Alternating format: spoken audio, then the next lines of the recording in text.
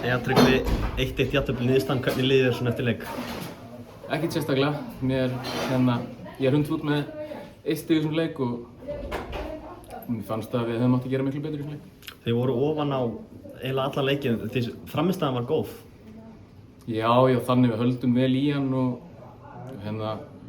komumst í marga góða stöður, erum með mikið af sendingum, hot possession og förum illa oft með þegar við erum komnir á síðasta þriðjung og þeir eru í rauninni ekki að gera neitt, liggja tilbaka og breyka og það er eitt fast leikatriði í seinni sem að ræður úrslitum, þeir jafna og við náðum ekki komast aftur almennilega svona á ról, þannig að já, ég er svekktur með niðurstöðun eftir hvernig leikurinn spilaðist. Ef þú tekur með þessi gegnum markið, þú leikur hann á Davíð Helga og varstu hissað að varst með svona mikinn tíma til þess að athafna í skotinu?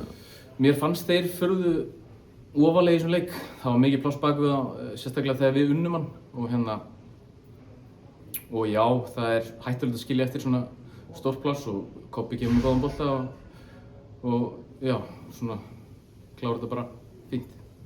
Jónatan Ingi mættur aftur inn í byrjunarliðið, það var vantarlega gleði fréttir fyrir alla og allt liðið, en sérstaklega þið voru að ná mjög vel saman.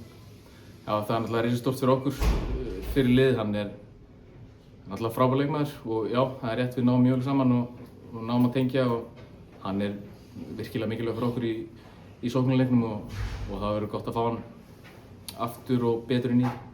Nú veit ég hvort að við séð viðtalið við Viktor Jóns eftir leik þar sem hann segir Tryggvi, komdu heim, varstu búinn að sjá það?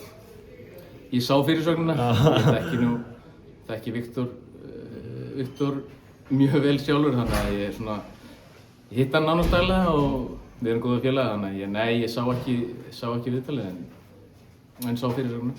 Ertu í einhverjum samningsviðræðum við Val þessa stundina, er eitthvað? Já, ég bara er að skoða hvaða möguleikar eru í boði fyrir mig og svo bara sjáum við til hvað setur. Takk fyrir.